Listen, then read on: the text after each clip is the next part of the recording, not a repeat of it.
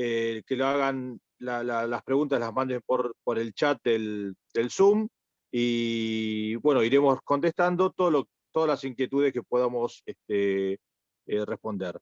Bueno, doctora De Pietri, buenas noches. Damos comienzo a su charla. Buenas noches a todos.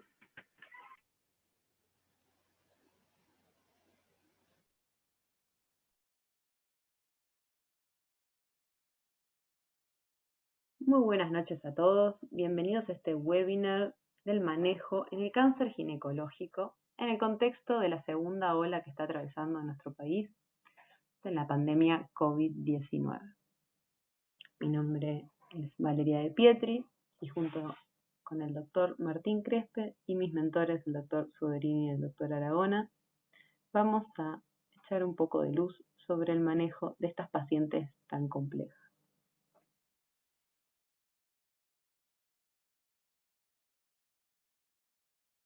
Conocemos que en esta segunda ola se repiten ciertas situaciones que viene atravesando la salud, tanto pública como privada, en lo que es el acceso a la consulta. Existe una limitante. También se ha reducido la cantidad de personal presencial, tanto de enfermería como médicos. Los pacientes no tienen acompañantes o, con algunas excepciones, sí los tienen. Hay restricción en las cirugías programadas y una ocupación crítica en las camas de terapia intensiva que limitan a los procedimientos radicales o ultra radicales. El día 22 de abril del presente año fue publicada en el Boletín Oficial una medida del gobierno de la ciudad donde se suspenden por orden gubernamental por 30 días las cirugías que no se consideraran urgentes. Por otro lado, la ocupación de camas en terapia intensiva comenzó a ser crítica, limitando el acceso de estas pacientes a una cirugía radical.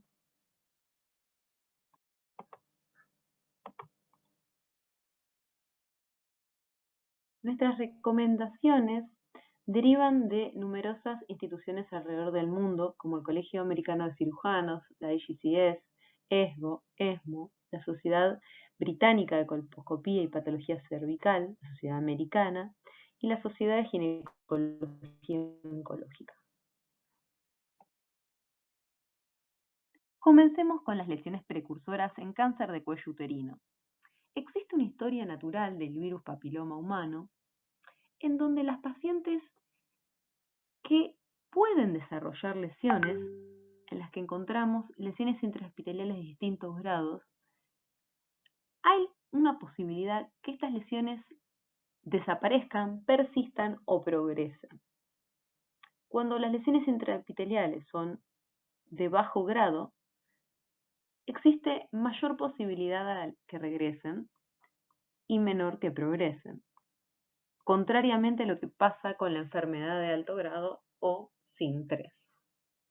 En este metaanálisis del 2018 vemos un poco ilustrado qué ocurre con estas pacientes, en donde vemos que en la enfermedad de bajo grado existe una remisión completa en el 60% de las pacientes.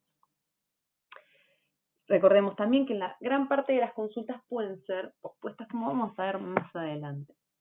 Y tenemos una necesidad, en este contexto de pandemia, de definir un nuevo esquema en el manejo de lesiones de cuello uterino.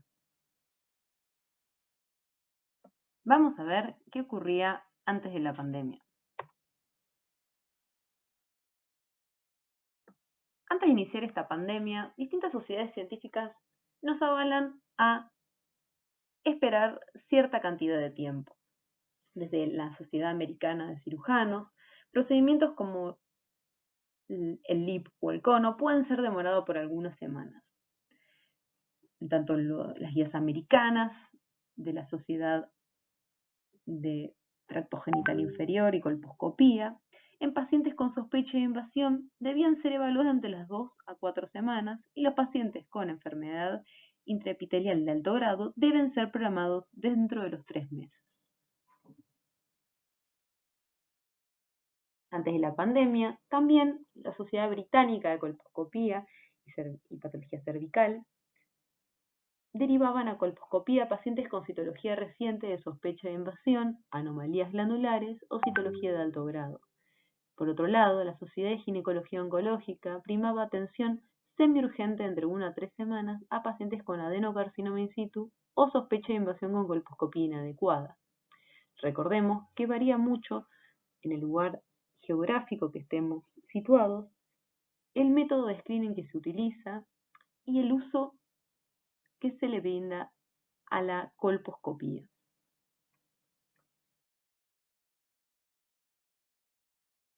¿Qué ocurre luego de la aparición del COVID-19? Ahora sí, estos son los nuevos protocolos que proponen sociedades como la ESGO para el manejo de pacientes que son referidas a nuestro centro con una citología ACG, adenocarcinoma o de tipo adenocarcinoma in situ. También las pacientes que son referidas con una biopsia de sospecha de invasión que necesiten una biopsia empleada, tanto en cervix como en vagina. Estas pacientes deben recibir su atención dentro de las 2 semanas y el mes.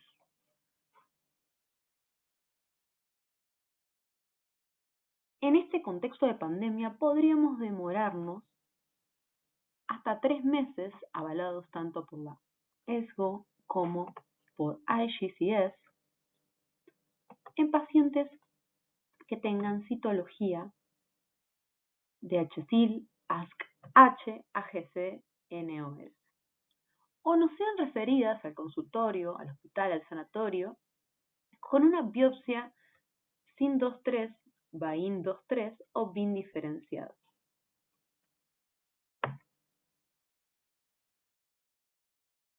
Tenemos entre 6 meses y 1 año, según las recomendaciones de IGCS, ESGO y la Sociedad Americana de Patología Cervical y Colposcopía, para atender estas pacientes que son referidas con citología de LSIL, ASC-US o una biopsia de enfermedad de bajo grado, tanto en vulva, vagina, en cervix.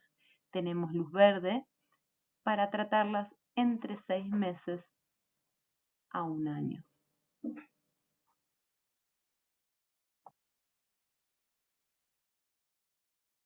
El paciente con cáncer de cuello uterino puede ser clasificada de una forma general en pacientes con una enfermedad inicial o una enfermedad avanzada. En todas aquellas pacientes con cáncer en el cuello del útero, debemos asegurarnos la extensión de la enfermedad. Idealmente, con el uso de una resonancia magnética pelviana con gel intravaginal de alta resolución.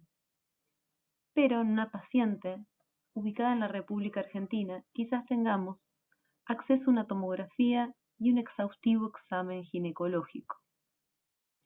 El escenario ideal sería referir estas pacientes a centros especializados en patología del cuello uterino.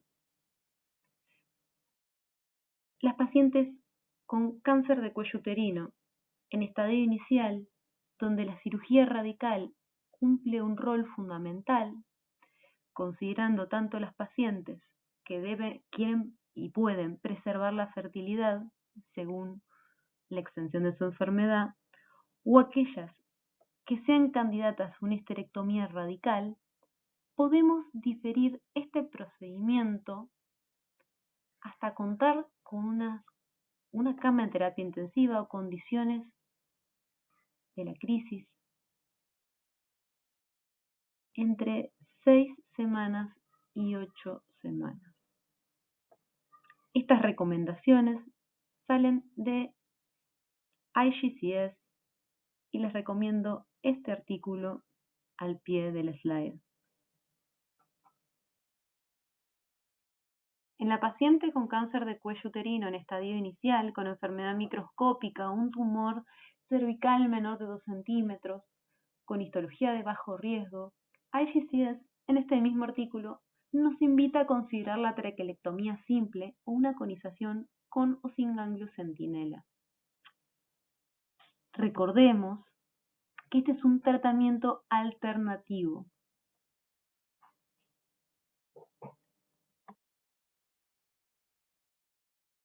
surgen estas recomendaciones alternativas de la cirugía radical? Bueno, justamente están disponibles en base a la experiencia que existe mundialmente en cirugía conservadora de la fertilidad en cáncer de cuello uterino.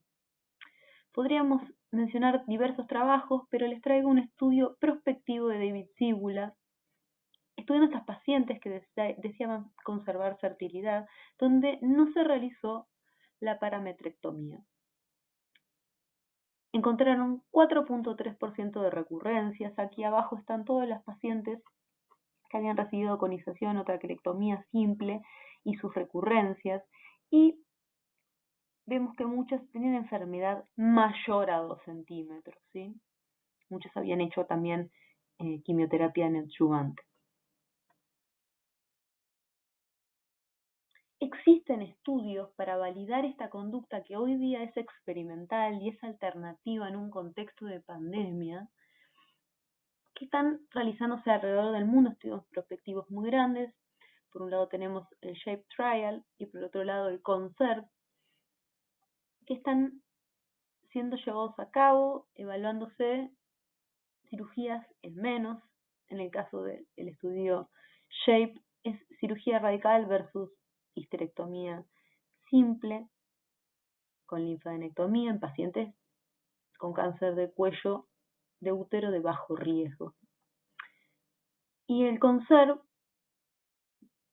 también se está llevando a cabo en la Argentina, en el Hospital Italiano y en diversas partes del mundo, y también propone cirugía conservadora para pacientes de bajo riesgo, tumores pequeños, con histologías de bajo riesgo. No podemos dejar de considerar la evidencia existente, como en este trabajo publicado en el año 2010 por el grupo de Nadine Alburtum en el Memorial, Nueva York, donde estudiando la factibilidad de la realización del ganglio centinela en cáncer de cuello uterino de estadios iniciales, hicieron un estudio seriado con ultrastaging de los ganglios centinelas resecados y un estudio minucioso de la anatomía patológica, encontrando positividad, enfermedad en 8% de estas pacientes. Estas pacientes estudiadas de forma prospectiva fueron evaluadas de forma minuciosa, lo cual nos lleva a la pregunta si estas conductas, estos tratamientos en menos radicalidad, tratamientos alternativos, dejarán en pacientes con enfermedad residual. En los estadios iniciales, en tumores macroscópicos mayores a 4 centímetros, las guías de la IGCS nos sugieren considerar la quimioterapia neoadyuvante. Recordemos que la quimioterapia neoadyuvante ha tenido probada eficacia tanto en estadios iniciales o en estadios avanzados de cáncer de cuello de útero, mostrando muchos beneficios.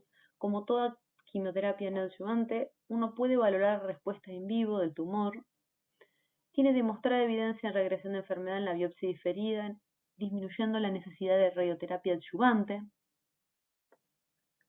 tiene un rol en cirugía conservadora de la fertilidad con tumores mayores y es un factor pronóstico independiente. La quimioterapia neoadyuvante en un contexto de enfermedad inicial puede ser seguido, y de respuesta, puede ser seguido de cirugía o seguido de quimiorradiación concurrente más menos braquiterapia.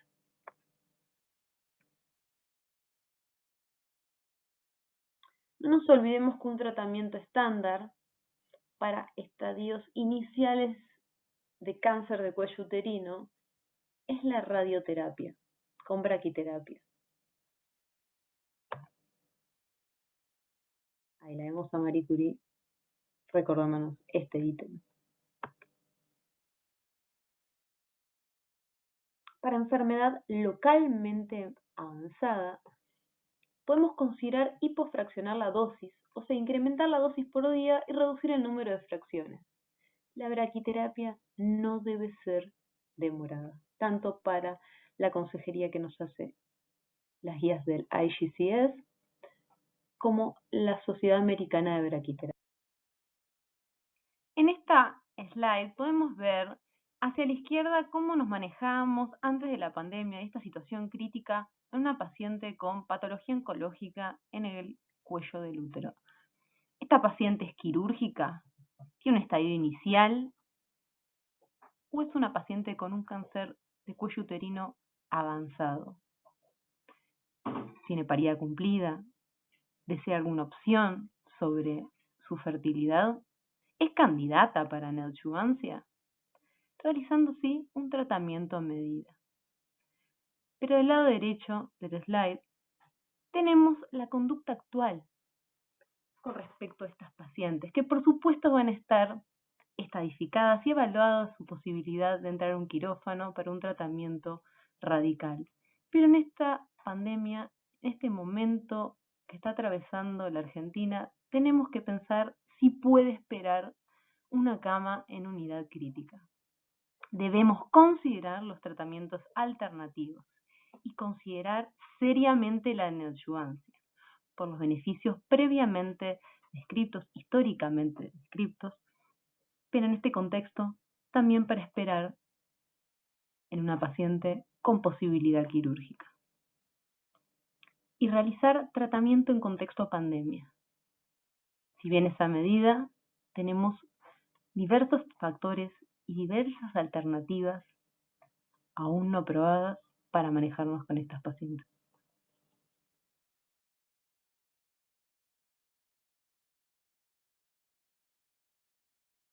Buenas noches, soy el doctor Crespe Martín.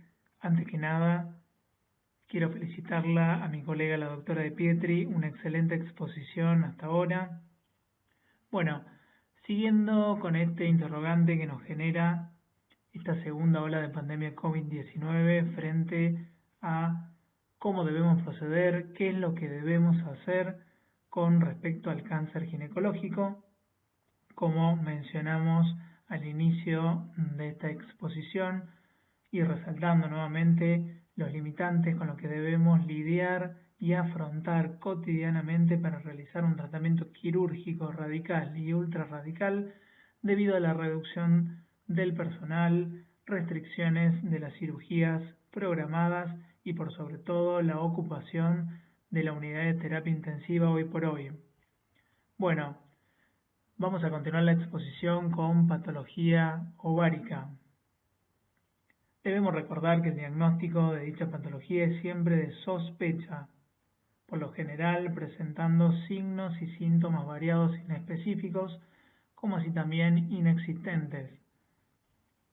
Por lo cual, ante el hallazgo de una masa anexial sospechosa en un examen ginecológico rutinario, debemos tener presente lo siguiente: edad y antecedente familiar de la paciente, antecedente de cáncer de mama, cáncer de ovario. Todas las pacientes deben ser sometidas a un exhaustivo examen clínico, tanto abdominal como ginecológico, este último incluyendo tacto vaginal y tacto rectal. También debemos ayudarnos de los estudios por imágenes, utilizando de rutina la ecografía transvaginal con Doppler. Esta nos ayuda a visualizar masas llamativas, solidoquísticas, tabicadas, presencia de papilas y Doppler de alto flujo, como vemos en esta imagen, como así también y más específicamente la tomografía y resonancia. No debemos olvidarnos los dosajes de los marcadores biológicos séricos, como el CA125, tanto en el preoperatorio como de control para valorar respuesta al tratamiento. También el CA199, el carcino embrionario, la alfa-fetoproteína, la gonadotrofina coriónica humana y la proteína epididimal humana 4. Esta última tendría una mayor sensibilidad y especificidad, ya que no está presente en patologías benignas, tanto ováricas como de otro origen. Este último se puede pedir solo o combinado con el CA125 mediante el índice de Roma.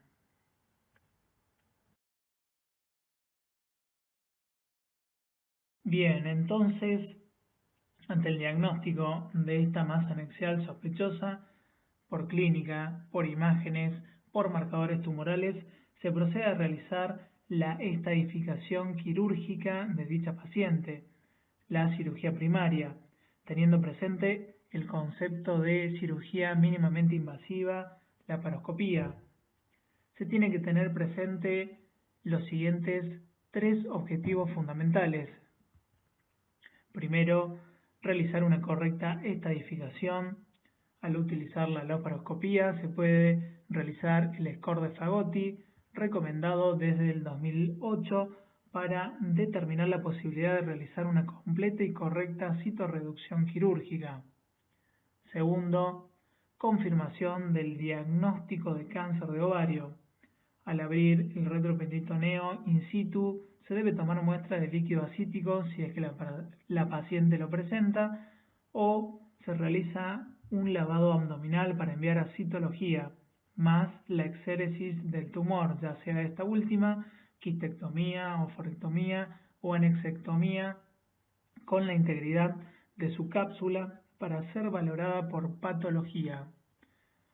Y por último, el principio es dejar la menor cantidad de enfermedad residual, realizando una correcta citorreducción, a lo cual hoy por hoy, en pandemia COVID-19, nos vemos muy limitados por lo ya mencionado.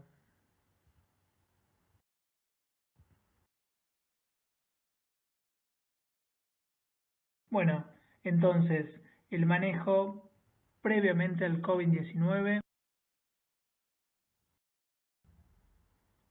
A modo didáctico y evolutivo de dicha enfermedad, al realizar diagnóstico de enfermedad temprana, incluyendo los estadios 1 y 2, que presentan una sobrevida a los 5 años del 80-90%, como vemos a modo de resumen en el siguiente cuadro, según su pronóstico y grado de diferenciación lo dividimos en bajo riesgo, aquellos que presentan una histología bien diferenciada, cápsula íntegra, sin tumor extracapsular ni ascitis, y el lavado negativo, se debe realizar un anexo de histerectomía total con omentectomía infra y o supracolónica, resecar completamente las metástasis peritoneales si es que las presentan, y realizar linfadenectomía pelviana y paraórtica bilateral sistémica extendida hasta las venas renales, pudiendo además realizar biopsias al azar del fondo del saco, serosa vesical-rectal y serosa de las paredes pelvianas. Además, se puede resecar el látex en aquellos tumores de tipo mucinoso, no requiriendo tratamiento adyuvante. Por el contrario, en los de alto grado, aquellos que presentan un grado histológico indiferenciado, estadios 1C o 2, con implantes peritoneales pelvianos, se debe agregar a todo lo ya mencionado, realizar una citorreducción completa de todas las masas macroscópicamente visibles y además tener en cuenta que es indispensable la suma de quimioterapia por la alta recidiva que ésta presenta, de un 30 a 40%.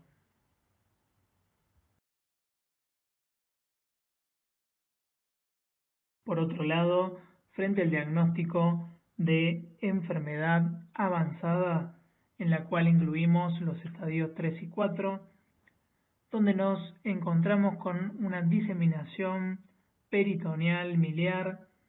Aquí la cirugía no puede cumplir con ningún paradigma oncológico de exéresis tumoral con márgenes negativos, por lo cual nuestro objetivo pasa a ser la máxima reducción posible de dichas masas para con ello ofrecer mejores condiciones de respuesta a la quimioterapia.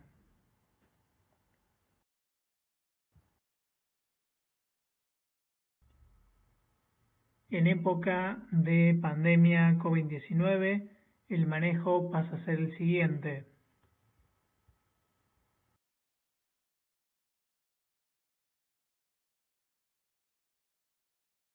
Frente al diagnóstico de enfermedad temprana,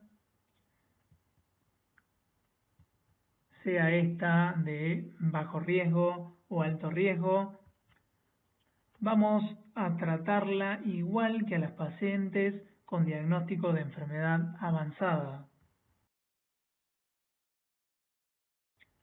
Según las guías que venimos mencionando de la IGCS frente a la pandemia del COVID-19, vamos a indicar quimioterapia neoadyuvante de 3 a 6 ciclos de paclitaxel carboplatino de inducción hasta que esta crisis se vea resuelta o en vísperas de resolución, dejando y postergando la cirugía citorreductora para un tiempo posterior.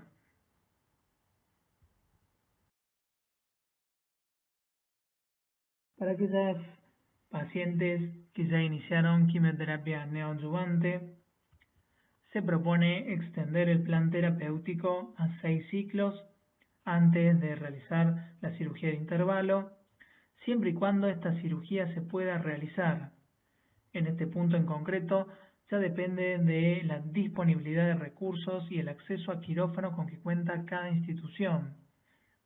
Como se mencionó al inicio de la exposición, en el ámbito del Gobierno de la Ciudad de Buenos Aires, desde el 22 de abril hasta la actualidad, se encuentran suspendidas todas las cirugías no consideradas urgentes, afectando esto tanto al ámbito público como al ámbito privado, limitándonos a la realización de las cirugías radicales o ultrarradicales. Por último, considerar el agregado de ciclos adicionales, teniendo presente que estos agotan la reserva de médula ósea con la consecuente mayor susceptibilidad a las infecciones.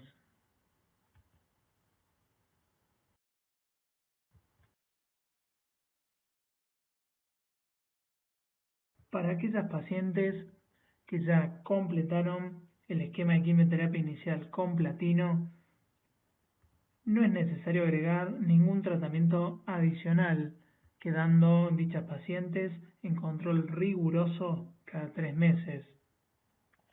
Por otro lado, frente a las largas distancias que se le presentan a las pacientes para realizar su tratamiento, algo cotidiano en nuestro medio, se propone la coordinación y trabajo en conjunto con oncólogos locales de sus zonas a fin de evitar largos viajes, particularmente aquellos en avión.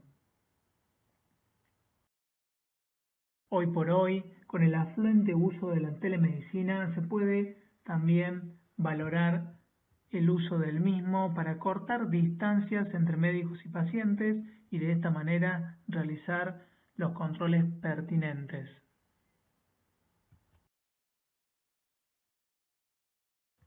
Por otro lado, frente a una progresión de la enfermedad con tratamiento actual considerada recidiva resistente a platino, se propone la adyuvancia con quimioterapia adicional sin platino basada en el juicio clínico del paciente y en el beneficio esperado por los agentes disponibles, siendo esta la mejor opción paliativa.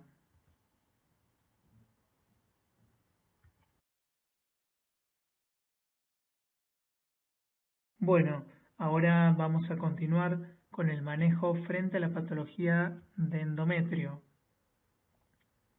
Recordemos que la estadificación del cáncer de endometrio se cambió de clínica a quirúrgica en 1988, por lo que la cirugía es el tratamiento primario de dicha patología, obteniéndose una operabilidad que va desde el 92 a 96%, tanto con fines curativos y además nos brinda información histológica para seleccionar aquellas pacientes factibles de tratamiento adyuvante. Por el ya mencionado limitante a quirófano con el que contamos muchas veces, debemos proceder a una exhaustiva estadificación clínica con un completo examen físico, valiéndonos de los estudios por imágenes como la ecografía transvaginal con Doppler endomiometrial para valorar la posibilidad de invasión del mismo y, en caso de disponer, resonancia o PET. Y por último, la toma de biopsias para determinar su biología, receptores hormonales, presencia del P53, P16, inestabilidad microsatelital, para planificar el tratamiento.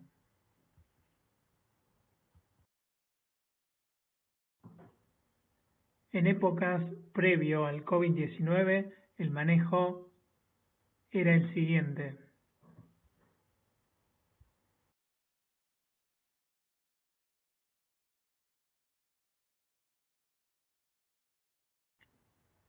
Frente al diagnóstico de carcinoma endometroide, aquellos considerados de bajo riesgo, con histología bien diferenciada, GH1 y receptores hormonales positivos y que por imagenología presentan una infiltración miometrial menor al 50%, se procedería a realizar la laparotomía o laparoscopía de esta edificación con lavado peritoneal para enviar muestras a citología, realizando un riguroso examen abdominopelviano y retroperitoneal, tanto visual como palpatorio, con biopsias de cualquier hallazgo sospechoso. Se procedería a realizar la anexo-histerectomía extrafacial tipo A o tipo Piver 1, con o sin el sampling ganglionar, dependiendo de los hallazgos. Y para aquellas pacientes con deseo de fertilidad menores a 40 años y posibilidad de un riguroso seguimiento, se propone un tratamiento conservador de tipo hormonal con progestágenos orales principalmente, sola o en combinación con ablación endometrial vía histeroscópica. Los progestágenos utilizados en estas terapéuticas son el acetato de medroxiprogesterona o acetato de megestrol, como mínimo 3 meses, con o sin la colocación de un DIU liberador del levonorgestrel en aquellas pacientes premenopáusicas durante un mínimo de 12 meses.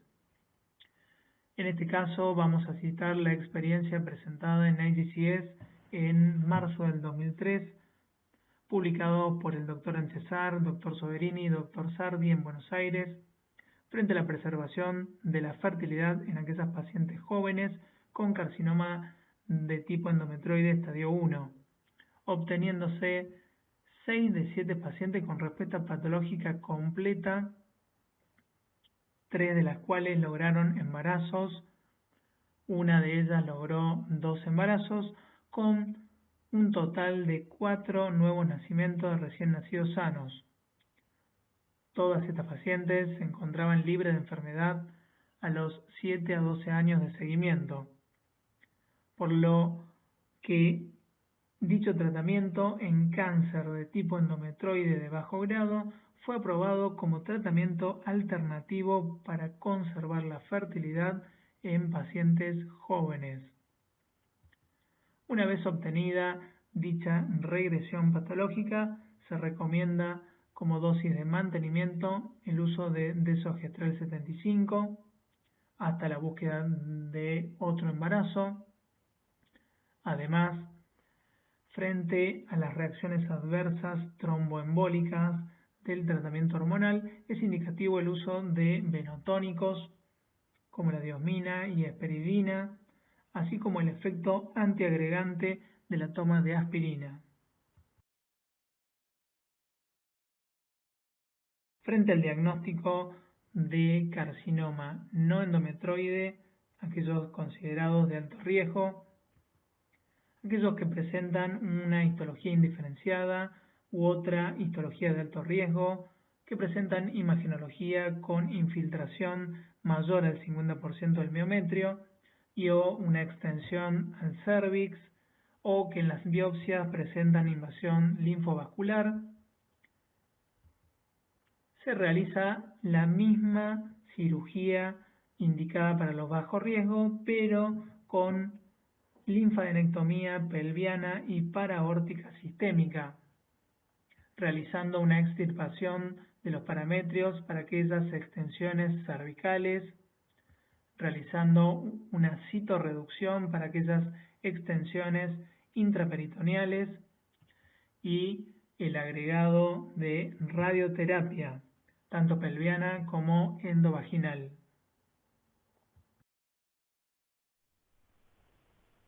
En época de pandemia COVID-19,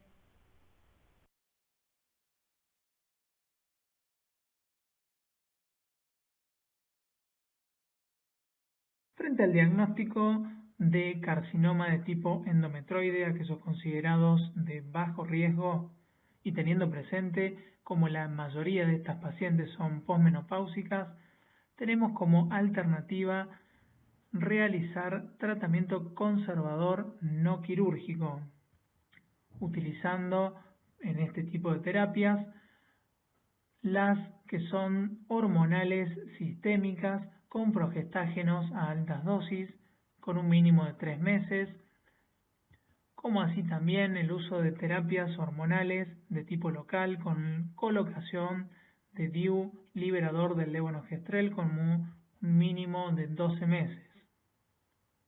Como hemos mencionado al inicio, la cirugía es el tratamiento primario de dicha patología, por lo que este tipo de tratamiento conservador se propone hasta pasar la crisis epidemiológica actual.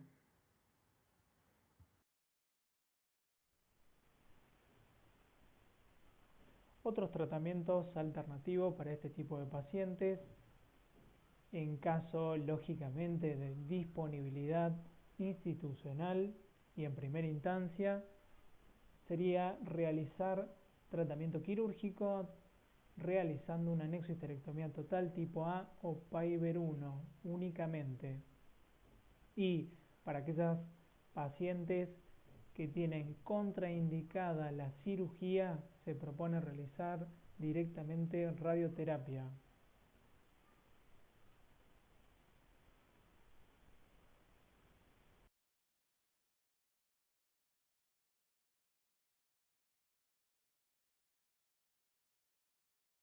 Frente al diagnóstico de carcinoma no endometroide, aquellos considerados de alto riesgo, se propone tratamiento quirúrgico a través de una anexohisterectomía total tipo A o Piver 1 más ganglio centinela, en aquellos casos de disponer y estar entrenados en su realización, más radioterapia.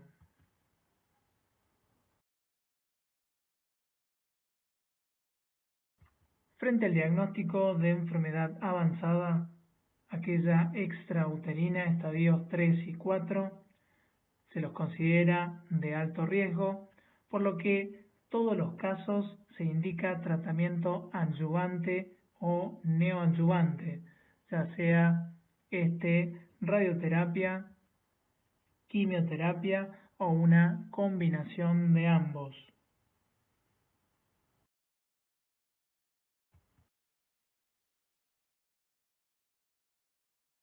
Trayendo a colación y en lo que respecta a nuestra experiencia en el Hospital Oncológico María Curie y siguiendo los mismos criterios y principios que el doctor Anchezar en 2003, se publicó en marzo del 2020 en IDCS un estudio prospectivo desde el 2015 hasta la actualidad de los resultados iniciales frente al tratamiento conservador de tipo hormonal en pacientes posmenopáusicas, incluyendo en este trabajo 4 pacientes 2 de las cuales presentaban adenocarcinoma de tipo endometroide GH1 y 2 con hiperplasia compleja atípica.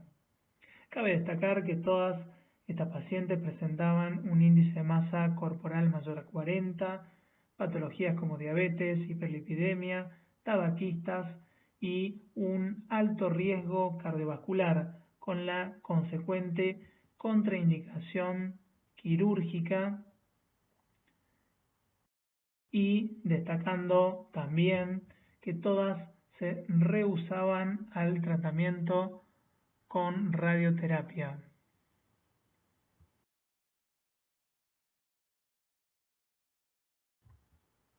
obteniéndose en todos los casos la regresión histológica de las lesiones iniciales, culminando en endometrio de tipo atrófico, presentando un seguimiento de 6 años en la actualidad, sin efectos adversos y por sobre todo una sobrevida global y sobrevida libre de enfermedad del 100%.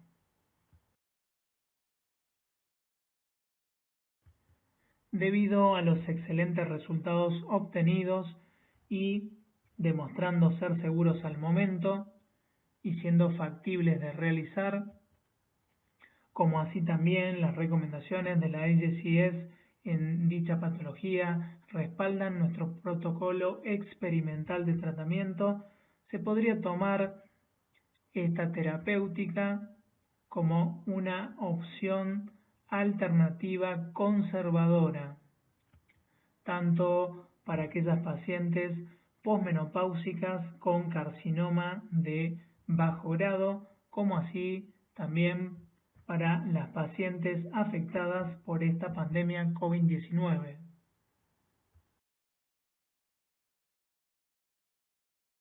Cabe recalcar que los avances en la estadificación molecular nos ayudarán a seleccionar a medida a los pacientes correctamente para dicho enfoque terapéutico y, a pesar de estos resultados, es necesario incrementar el N de casos y estudios al respecto para validarlo de forma rutinaria.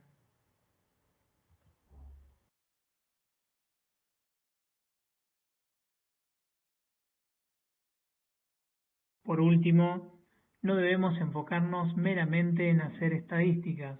Por el contrario, debe primar y pesar el hecho de cuidarnos entre nosotros mismos como equipo de salud e innovarnos permanentemente ante los desafíos tan cambiantes a los que nos somete esta nueva y trágica realidad sanitaria. Con esto damos por terminada la exposición de este webinar. Ahora pasaremos a la parte de discusión.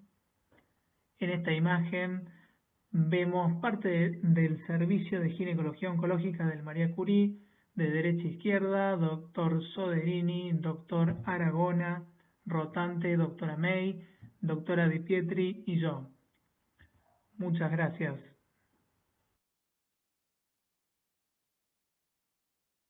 Bueno, muy bien, muchas gracias a los disertantes.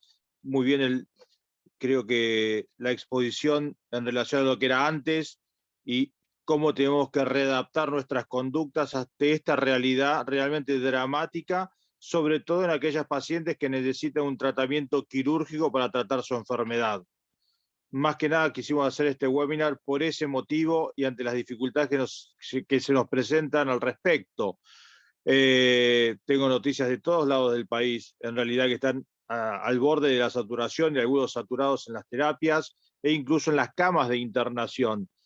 Por más que tratemos de hacer un tratamiento quirúrgico que no requiere la terapia, tenemos el problema de poder llegar a tener disponibilidad de cama para internar a la paciente para realizar su tratamiento quirúrgico oncológico. Y creo que como pauta tenemos que recordar que no todos los tumores que vemos habitualmente tienen una resolución quirúrgica y que esa cirugía debe ser inmediata, que tenemos que innovar a medida que nos va llevando la pandemia a terapéuticas que fueron ya probadas y demostraron ser eficientes, y por sobre todas las cosas recordar y recalcar y mostrar y hacer ver de parte de nosotros como médicos que estamos en una pandemia y que nos está golpeando al sistema de salud en cualquiera de sus subsistemas y a nosotros como médicos y a todo el equipo de salud. Y como primera medida deberíamos tomar como eje, primero, cuidar al equipo de salud para que ese equipo de salud pueda dar respuesta a las necesidades de nuestras pacientes. Sería muy interesante, como sucede en algunos pocos casos, de que haya instituciones que puedan ser declaradas libres de COVID para poder dar algún tipo de solución. Algunos sanatorios u obras sociales tienen algún centro destinados a ellos, o como los hospitales monovalentes dedicados a cáncer, por ejemplo. Pero no obstante, sigue siendo un cuello de botella, porque si son monovalentes dedicados a esto y tratan esto, o aquellos que están sectores declarados libres de COVID para poder tratar a estas pacientes, también la demora se hace importante. Por eso todas estas terapias de alternancia probadamente efectivas, tanto en la prepandemia y ahora aún más, nos llevan a implementarla con mayor asiduidad. Ejemplo, la quimioterapia neoadyuvante en cáncer de cuello, que nos puede llevar a hacer tratamientos incluso menos radicales que no requieran tratamiento quirúrgico. Recordar que el tratamiento de cáncer de cuello es radiante o quimio-radiante, y algunas pocas son las que se van a operar, y eso hay que también recordárselo a los pacientes, y nuestra función como médicos es educación para la salud y para mostrarles las alternativas de terapia. En el cáncer de ovario, hoy sobre todo sabemos que son siempre avanzadas, recordar que se hace diagnóstico y se manda a quimio, y después, cuando dijo muy bien el doctor Crespe, ver la posibilidad de hacer el tratamiento quirúrgico, que es el más efectivo y es la llave a la curación del cáncer de ovario. Recuerden, el cáncer de ovario bien operado es el que va a andar bien posteriormente. Y con el cáncer de endometrio lo mismo. Si bien sabemos que es quirúrgico inicialmente y es el ideal, sabemos que tenemos terapias de alternancia. Ejemplo, pacientes, ¿qué hacíamos antes con las pacientes que no se podían operar por algún motivo clínico? Las mandábamos a radioterapia. Hoy, con la clasificación molecular, por lo menos saber si tiene receptores hormonales positivos y un P53 para ver si no es de alto riesgo, podemos hacer tratamientos hormonales, brindarle esa posibilidad de los tratamientos hormonales, e incluso los tratamientos radiantes o quimorradiantes, como decía el doctor Crespe, y también los tratamientos hormonales conservadores o de tipo neoadyuvante. Vamos a pasar a la discusión de las preguntas. Había una pregunta aquí que preguntaban si en el sector público se retrasaban por la falta de drogas. Bueno, eso va más allá de la pandemia, ¿sí? El retraso en la provisión de drogas no pasa por un tema de la pandemia precisamente. El sector público depende del Banco de Drogas Nacional, del Banco de Drogas de la Ciudad de Buenos Aires o del Banco de Drogas de la provincia de Buenos Aires. Así que la provisión de drogas, el problema siempre está. Lo que sí, con este problema de pandemia, lo que hemos visto en nuestro hospital, para hacer quimiorradiación concurrente, por ejemplo, recuerden que para hacer quimiorradiación concurrente tenemos que ser muy bien sincronizados. La quimio y la radioterapia empiezan el mismo día. Primero la quimio y después la radioterapia. Si no se puede hacer, hay que hacer la radioterapia sola, es mucho más efectiva, o es mucho mejor hacer una buena radioterapia clásica que una mala quimiorradiación. Y hoy, ante la pandemia, se está implementando más por necesidad que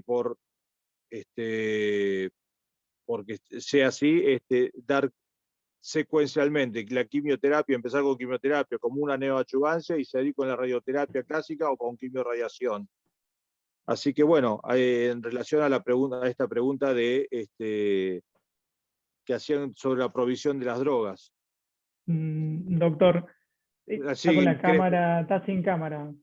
estoy sin cámara, porque No no lo vemos. estaba en la pregunta, por Ahí eso. está, ahí está. Ahí está. Doc, y acá hay otra pregunta que también Sí, me está generando, va a todos, de Marina de perdón por el de apellido, pero Monte, llegó a ver así, de Monte, Marinita y de me Monte, sí. pregunta, perfecto, Fue egresada nuestra. pregunta sobre si tenemos protocolo para hisopar 48, 72 horas antes de la cirugía a las pacientes. Bueno, eso, Marina, y Buenas. a todos, es un protocolo, sí.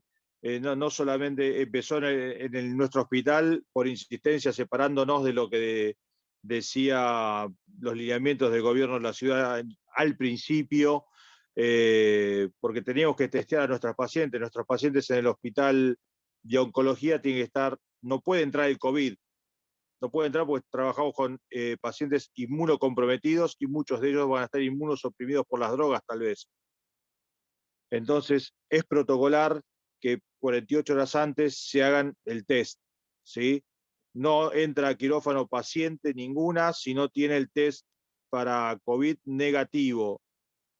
Si la paciente se lo hace 48 horas antes o cuando está en plan quirúrgico, ya se le dice que empiece a guardar un aislamiento preventivo y obligatorio, porque recuerden que el test, el hisopado puede darles negativos, ¿sí? Si tuvo un contacto muy cercano y se contagió y por ahí al momento de hacerlo le da negativo y empieza a tener síntomas durante el posoperatorio tal vez o del tratamiento que esté haciendo en la estancia en el hospital y ahí nos va a llevar a un diagnóstico clínico erróneo tal vez y la señora empezó con sus síntomas de COVID como ya nos ha pasado.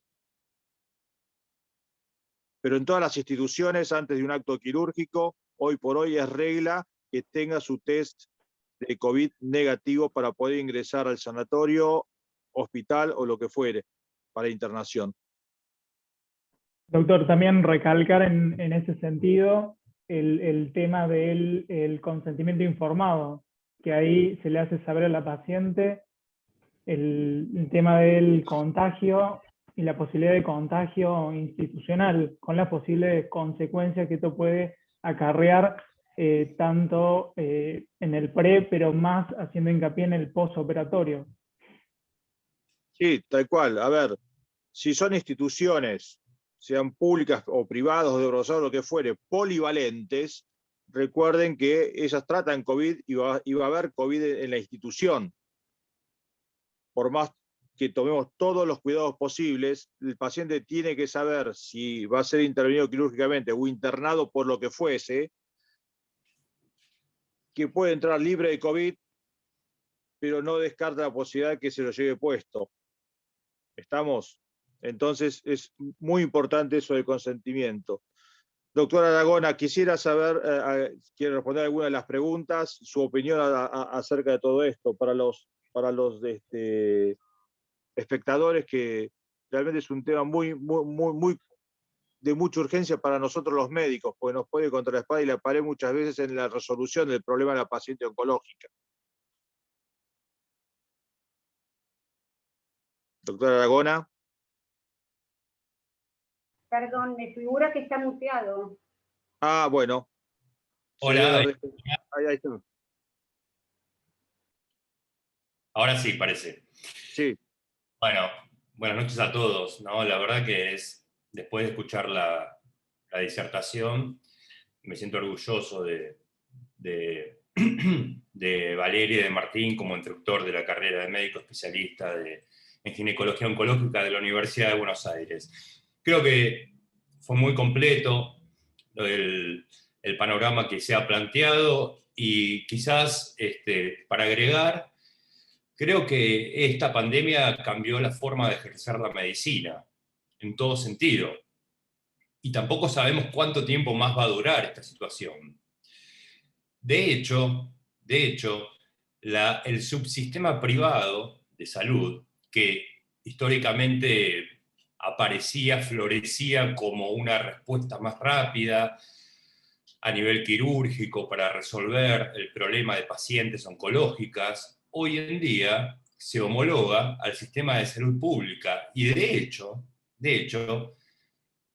hablamos gente que trabaja en ambos subsistemas por igual, de hecho, se homologa por debajo del sistema de salud pública.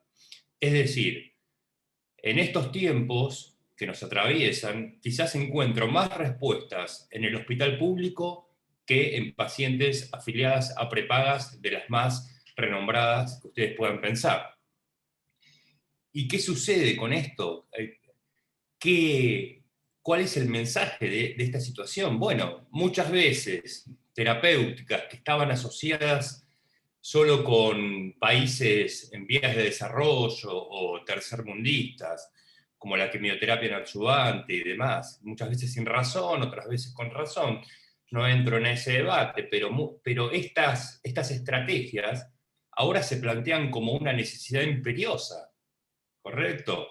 Entonces, es fundamental este webinar que acabamos de escuchar, porque trae nuevas, viejas experiencias que hemos llevado a cabo en la salud pública para poder dar respuesta en un momento histórico de la humanidad. Esto es crucial porque probablemente el subsistema privado y público, como dije, por primera vez desde que tenemos conciencia se hayan equilibrado y tampoco sabemos cuánto más tiempo va a ser así. Esto es lo que quería agregar, creo que es ahora el momento de familiarizarse con estos conceptos. Algunos han sido ninguneados durante algún tiempo, otros no, pero hoy en día vale la pena empaparse con ellos, en lo que ha sido presentado de la mano de Valeria y de Martín, porque son las respuestas más inmediatas que podemos dar. Y muchas de ellas no solo son inmediatas, sino que han demostrado a lo largo de la historia ser igualmente efectivas que las terapias convencionales.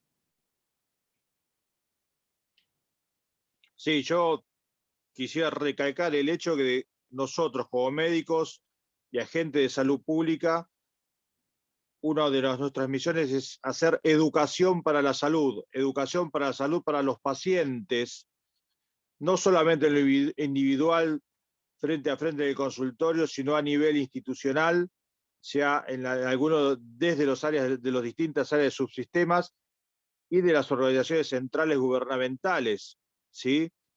Y educar al paciente, y darle el conocimiento de que estas terapias son alternativas probadamente eficaces y que van a darle resultado en este problema crucial en el cual no podemos hacer los tratamientos tradicionalmente a los cuales estábamos acostumbrados. Y tal vez quien diga que no se transformen ahora estos tratamientos en los estándares futuros. Esta pandemia nos obliga a innovar permanentemente y a repensar y pensar qué es lo mejor que podemos hacer. Alejandro, ¿querés contestar alguna de las otras preguntas que hay? O Valerio, o Martín. Sí, por supuesto. Alguien preguntaba con respecto al tema de la quimioterapia en adyuvante en ovario, cómo era posible delinear esa estrategia sin conocer, digamos, la naturaleza del tumor. Y me parece muy importante aclarar que conocer la naturaleza biológica de ese tumor es fundamental, y que hay un gradiente de sospecha de masas anexiales, que es un poco el ABC de las residencias en ginecología, con el cual todo médico ginecólogo debería estar empapado. Ese gradiente de sospecha obliga al ginecólogo de atención primaria a derivar a la paciente, en ciertos casos, al ginecólogo oncólogo. Y nada de esto se ha modificado por la pandemia. Esto sigue siendo exactamente igual. Después seremos nosotros los encargados de dar respuesta, pero no es que volvimos para atrás en ese sentido. Está comprobado científicamente que cuando un ginecólogo de atención primaria deriva oportunamente al profesional subespecialista, una paciente con alta sospecha de masa anexial, la sobrevida de esa paciente es considerablemente mayor. Entonces, como conclusión a esta respuesta, diría que conocer la naturaleza de ese tumor es esencial, pero para poder derivar oportunamente, deben digamos, conocerse las guías, las recomendaciones actuales en las cuales se basa en la sospecha de malignidad de estas masas anexiales. Derivar a la paciente oportunamente no cambió. Es una de las muy pocas cosas que no ha cambiado durante la pandemia. Y lo que hay que hacer es justamente, una vez establecido que es de alta sospecha, hacer el diagnóstico, ahí sí, intraoperatorio por la vía que fuera, como decía el doctor Crespe, hacer una estadificación laparoscópica, si está diseminado, hacer biopsias, para hacer diagnóstico y ahí derivarla a hacer la quimioterapia neoadyuvante, hasta el momento que podamos tener la opción de hacer la mejor cirugía que podamos. ¿Sí? Pero nunca se deja de hacer la confirmación histológica de esa masa anexial. ¿De acuerdo? Si es extirpable el anexo, se extirpará el anexo. Si está diseminado, se tomarán muestras de la diseminación y se manda a hacer la quimioterapia y luego de concluida la misma, ahí se resuelve quirúrgicamente cuando la crisis nos lo permita. Como vos bien dijiste, Alejandro, como siempre nos inculcaste, digamos, la vía de abordaje es tan solo la vía de abordaje, porque adentro de la panza de la paciente hay que hacer exactamente lo mismo. Y este concepto tuyo tiene ahora, en los tiempos que corren, fundamental relevancia, porque lo que importa es hacer el diagnóstico para poder ofrecerle a la paciente la mejor alternativa disponible, más rápida de poder llevarse a cabo de acuerdo al contexto social y económico que nos involucra de lleno. Por eso, recuerden, prevención, diagnóstico y tratamiento oportuno, ¿sí? Valeria, ¿vos querés hacer alguna aclaración más en cuanto a tu presentación o responder a alguna de las preguntas que están hechas en el chat? La importancia de la derivación oportuna, como mencionaba Alejandro. En el caso del cáncer de cuello de útero también. El manejo detallado de la paciente, el manejo específico en pandemia, se da en centros especializados. Eso es muy importante. Ganar tiempo refiriendo pacientes. Y hoy la telemedicina en eso nos puede ayudar muchísimo.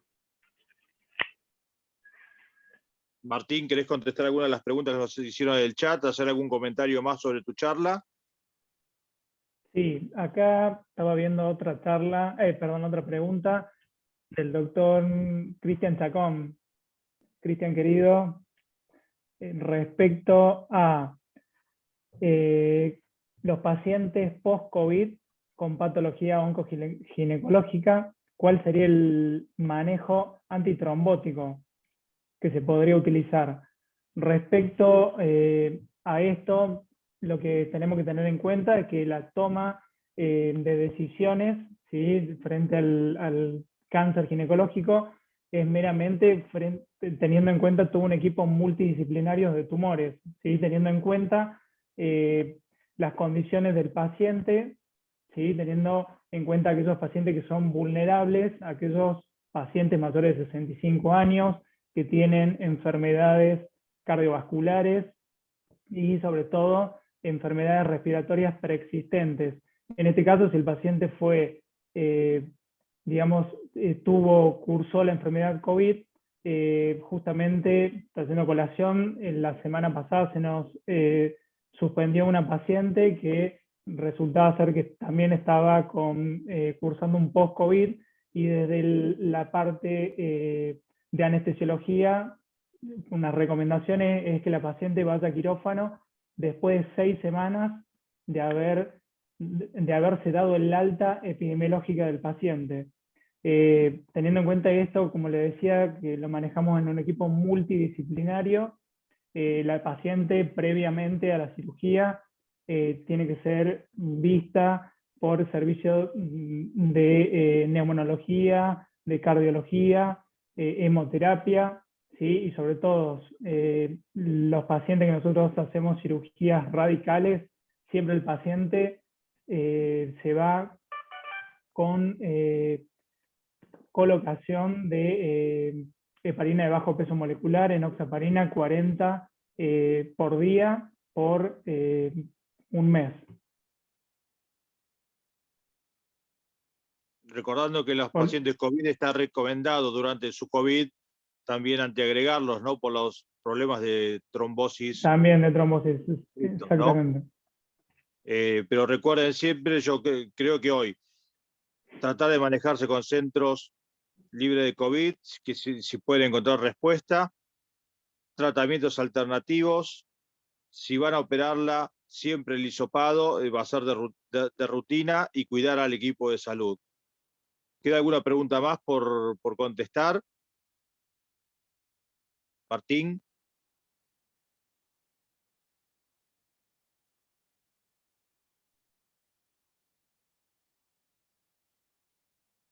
Martín. Ahí está, ahí está. Ahí me escucha, Doc. ¿Me escuchan? Sí. ¿Algo más para contestar? No, tenemos un montón, Doc, que Sí, creo pero... que, a ver, alguna otra que estoy viendo acá, de José Bevilacqua, si confiamos en el test rápido, que creo que eso usted ya lo dijo. Sí, al principio.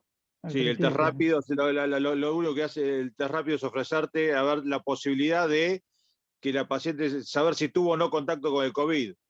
Si tuvo contacto, inmediatamente va a tener que ir a un hisopado.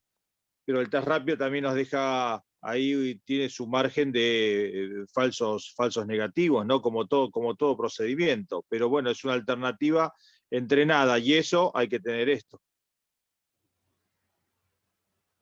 Bien. Valeria, Con respecto a una pregunta que hacían sí. más arriba sobre la ausencia de los test para COVID para los pacientes prequirúrgicos en la provincia, bueno, esta es una triste realidad que está viviendo la Argentina. En los hospitales provinciales, en muchos, no se están realizando ningún tipo de cirugía ni las cirugías oncológicas. Esto nos excede a la hora de plantear estas pacientes. Directamente no se están operando, que es distinto a lo que está pasando en nuestro hospital monovalente, que es un hospital oncológico, ¿sí? Nosotros seguimos haciendo procedimientos radicales y cirugías menores también. A pesar de nuestra disponibilidad de cama de terapia, que el hospital cuenta con 4 en el Marie Curie. Pero bueno, esto está ocurriendo en la provincia, no se están realizando la cirugía. Claro, por lo que decía antes, que no solamente la cama de terapia para la resolución quirúrgica, las que son quirúrgicas, sino la disponibilidad de cama general para poder internar un paciente que no sea COVID. Ese gran problema que hay también, tanto en la provincia, pero también en el área del subsistema privado y público de la ciudad de Buenos Aires. ¿Sí? Para hacer cualquiera de los otros tratamientos oncológicos, acá decimos oncológico, estamos hablando de oncología, pero ese es el gran problema y por eso vuelvo a insistir, es que depende de nosotros, de los médicos, lo que hacemos esto y de los tocos ginecólogos generales cuando vemos a los pacientes. Recuerden que somos los médicos de atención primaria de la salud de la mujer, hacer educación de la salud e informar a los pacientes, no solamente como que sea Tita Merelo, pero que de la posibilidad que tienen de tener otros tratamientos, que no solamente es el quirúrgico, y más aún en pandemia, que podemos no solamente esperar un tiempo prudencial, como bien lo dijo Valeria en cáncer de cuello o Martín en cáncer de endometrio y ovario, sino además en darle un tratamiento alternativo. En las masas ováricas, evaluar muy bien las imágenes, con marcadores negativos, Doppler negativo, ecodoppler negativo, y bueno, ir planteando de acuerdo a la crisis la resolución y hacer el diagnóstico, para hacer el diagnóstico quirúrgico, ¿de acuerdo? Yo creo que es lo más importante. Valeria.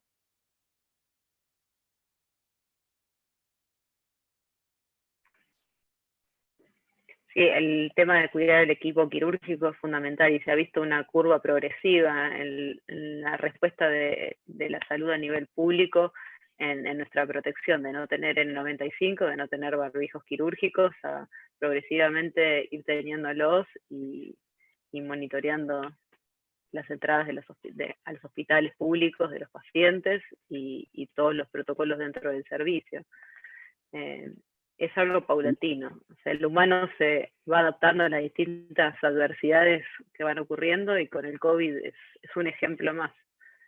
Y tener un buen triage en la institución en la cual están, por favor, porque los pacientes, desgraciadamente, mienten en los triage básicos que se hacen, y por tener un turno, no solamente en la parte oncológica, sino en la parte general también, siendo sintomáticos, contacto estrecho, concurren y deambulan. Hay mucho COVID positivo deambulando libre por la ciudad o por los distintos lugares del país, y son un verdadero problema, donde son detectados en la consulta con el médico esta situación, cuando ya puso en riesgo a muchas otras personas.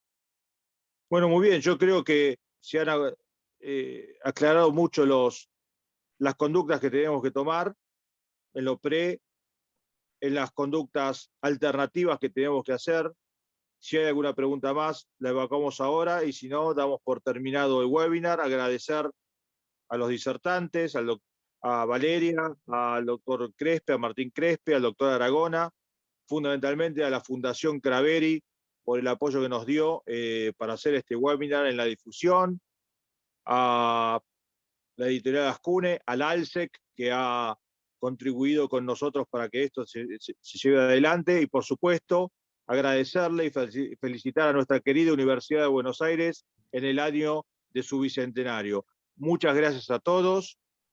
Próximamente, bueno, tendremos otro webinar tocando algunos de los temas trascendentes para el ejercicio de nuestra profesión. Buenas noches a todos y muchas gracias. Buenas noches, muchas gracias. Hasta luego, buenas noches, gracias. Buenas noches a todos.